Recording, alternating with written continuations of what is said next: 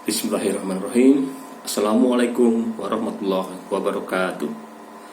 Kepada yang terhormat Bapak Kepala SMK Negeri 36 Jakarta, Bapak Kasubag Tata Usaha SMK Negeri 36 Jakarta, Bapak dan Ibu Wakil Kepala Sekolah, Bapak Ibu Kaprok, Bapak Ibu Guru, serta karyawan yang saya hormati. Tak lupa kepada para siswa SMK Negeri 36 yang saya sayangin dan saya banggakan. Semoga kalian semua diberikan kemudahan dan kelancaran dalam menuntut ilmu dan meraih cita-cita kalian. Sebelumnya, marilah kita panjatkan puji dan puja syukur kehadirat Allah Subhanahu wa Ta'ala yang pada pagi hari ini kita masih mendapatkan nikmat darinya. Di antaranya adalah nikmat sehat dan nikmat sempat, sehingga kita masih tetap dapat melaksanakan dan mengikuti kegiatan dan karakter pada pagi hari ini, walaupun kita tidak bisa bertatap muka secara langsung, tetapi melalui media online yaitu Google Meet. Semoga apa yang kita lakukan pada pagi hari ini mendapat ridho dan berkah darinya. Amin. Salawat dan salam semoga senantiasa tercurahkan kepada junjungan kita Nabi Muhammad SAW beserta para keluarganya, para sahabatnya, dan pengikutnya hingga akhir zaman. Seperti kita telah ketahui bersama bahwa COVID-19 telah menjadi pandemi di seluruh dunia. Dan pada saat ini pemerintah Provinsi DKI Jakarta telah menerapkan PSBB Jilid 2 yang di antara poin pentingnya adalah belajar dari rumah, bekerja dari rumah, dan beribadah dari rumah. Untuk kelas 10, belajar dari rumah ini sudah dilakukan mulai bulan Juli 2020. Dan kelas 11 dan 12 tentunya lebih awal lagi, sehingga bukan sesuatu yang baru lagi. Jadi saya yakin kalian semua sudah bisa beradaptasi dan terbiasa menyikapinya. Yang perlu digarisbawahi bahwa belajar dari rumah atau ditiadakannya kegiatan belajar mengajar tatap muka di sekolah kadang diartikan sebagai liburan ya. Jadi saya ulangi lagi bahwa belajar dari rumah bukanlah liburan yang bisa dimanfaatkan untuk bermain di luar, pergi ke tempat umum, pergi ke tempat hiburan, ke tempat wisata dan sebagainya. Bukan seperti itu. Kegiatan belajar mengajar ya tetap berjalan dengan cara daring atau e-learning atau sebagainya. Oleh karena itu, pada para siswa sekalian, ikuti jadwal yang telah ada selama ini berjalan, ikuti instruksi guru, ikuti instruksi wali kelas, misalnya kapan harus mengisi daftar hadir, kapan harus masuk kelas, kapan harus mengikuti pembelajaran dan sebagainya. Di catatan kami, Bapak Ibu Guru, ada beberapa siswa yang tidak pernah mengisi daftar hadir dan tidak mengerjakan tugas ya, ada juga yang hanya mengisi daftar hadir tapi tidak mengerjakan tugas. Tapi ada juga yang lupa mengisi daftar hadir tapi mengerjakan tugas ya. Yang perlu diingat lagi bahwa tugas yang diberikan itu bukan sekedar formalitas, tetapi juga sebagai bagian alat ukur terhadap pemahaman atau pencapaian kompetensi yang diberikan oleh Bapak Ibu Guru dan sebagai bagian dari penilaian. Untuk itu, aturlah waktu belajar kalian dengan teratur, belajar dan kerjakan dengan fokus tugas yang diberikan guru, dan biasakan diri untuk belajar ataupun mengerjakan tugas di awal waktu, bukan di menit-menit terakhir di tenggat waktu yang telah ditetapkan. Kesalahan yang sering dilakukan siswa, sebagaimana dilansir dari Psikologi Today, adalah tidak fokus ketika melakukan pembelajaran jarak jauh atau belajar dari rumah. Ya. Selama melakukan pembelajaran jarak jauh di internet, terdapat banyak sekali godaan dalam tanda kutip ya, yang mengganggu proses pembelajaran. Ya. Godaan itu misalnya godaan untuk mengakses sosial media. Sambil kalian belajar, buka tab baru, membuka media sosial, misal FB atau WA, kemudian baca konten-konten yang menarik di berita, menonton video dan sebagainya, yang seringkali semua itu dilakukan tanpa rencana sebelumnya. Oleh karena itu, penting bagi para siswa sekalian untuk berusaha fokus dan konsisten selama waktu belajar yang ditetapkan.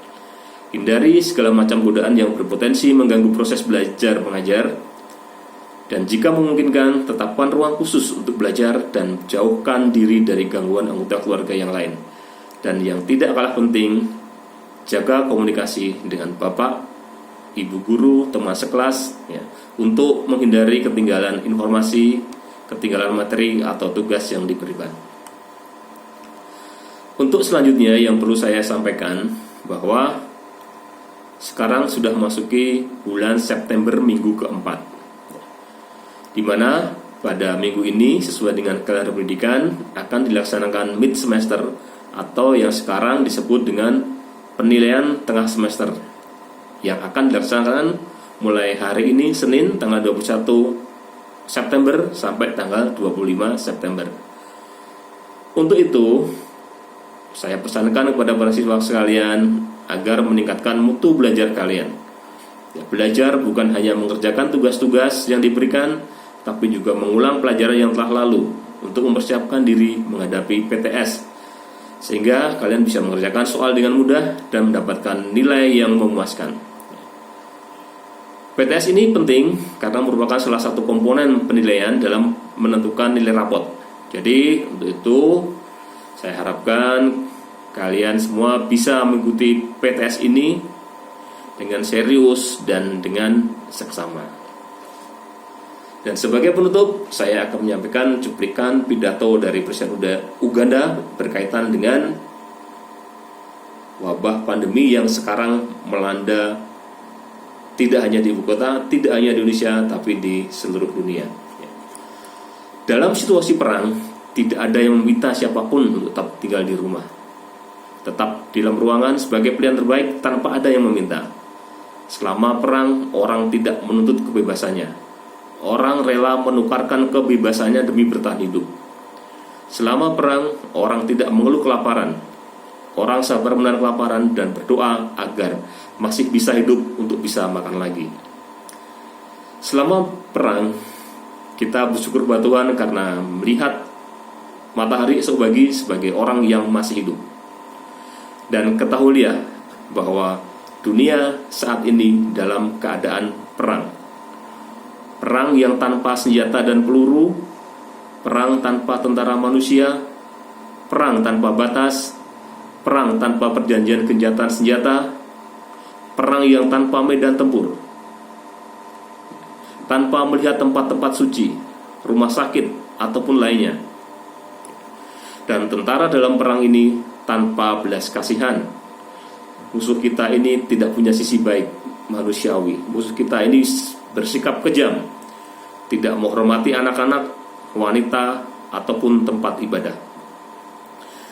Tentara ini tidak tertarik pada rampasan perang. Tentara ini tidak memiliki niat untuk mengganti rezim. Dan tentara ini tidak peduli dengan sumber daya alam di bumi ini. Tentara musuh kita ini adalah pasukan yang terlihat, yang tak terlihat, sangat cepat dan efektif tanpa ampun. Tentara ini hanya merasa puas setelah mengubah dunia menjadi suatu daerah kematian besar. Kemampuannya untuk mencapai tujuan tidak diragukan lagi.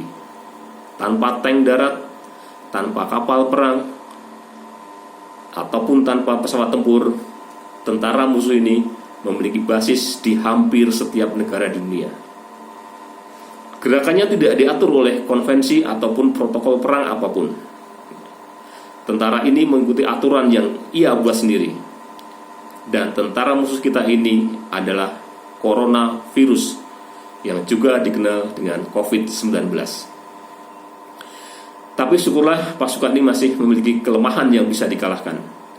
Hanya dibutuhkan tindakan, disiplin, dan kesabaran kita bersama. COVID-19 tidak bertahan jika ada jarak sosial dan fisik. Tentara ini hanya tumbuh subur dan kuat jika Anda menemuinya. Tentara musuh kita itu senang jika dihadapi secara fisik. Dan tentara itu akan menyerah jika kita bisa menghadapinya dengan social distancing dan physical distancing secara bersama-sama. Tentara ini akan membungkuk tunduk jika kita melakukan pola kebersihan hidup pribadi yang baik. Tentara ini tidak akan berdaya ketika kita menyadari bahwa keselamatan kita kini sedikit banyak berada di tangan kita sendiri dengan menjaganya agar tetap bersih dan sesering mungkin mencucinya. Mari kita ikuti instruksi pihak yang berwenang. Mari menjadi penjaga saudara kita. Mudah-mudahan dalam waktu singkat kita bisa mendapatkan kembali kebebasan, kehidupan sosial kita, dan kita bisa kembali bertatap muka di sekolah yang kita cintai ini. Amin ya rabbal alamin. Demikian, kurang lebihnya mohon maaf. Billahi taufiq wal hidayah. Wassalamualaikum warahmatullahi wabarakatuh.